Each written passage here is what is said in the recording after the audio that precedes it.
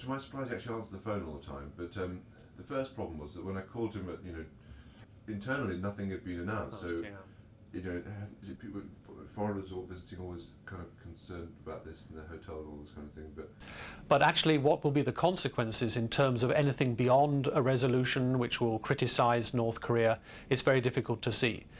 There may be some motion amongst certain members of the United Nations to impose further sanctions, but there are already a number of sanctions in place anyway after the 2006 events. So it's very difficult to see what can be done.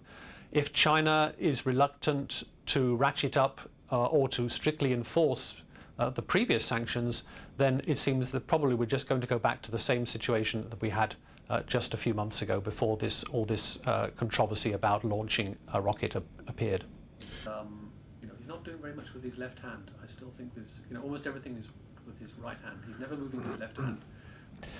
I think that the rocket launch is actually rather embarrassing for China, because clearly they have been, if not necessarily very publicly, at least privately, talking to the North Koreans and saying, don't do it, don't do it.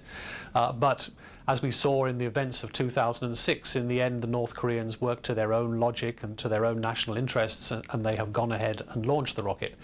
So China's in a rather difficult position. It's calling for calm, it's calling for restraint, but ultimately, because it is the main provider of fuel and food to North Korea, it does have the key role to play in this.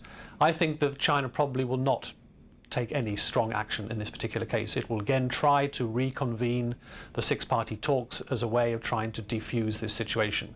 Followed the sort of engagement line of Kim Dae-jung and Roh Moo-hyun, then maybe we wouldn't have got to this particular state.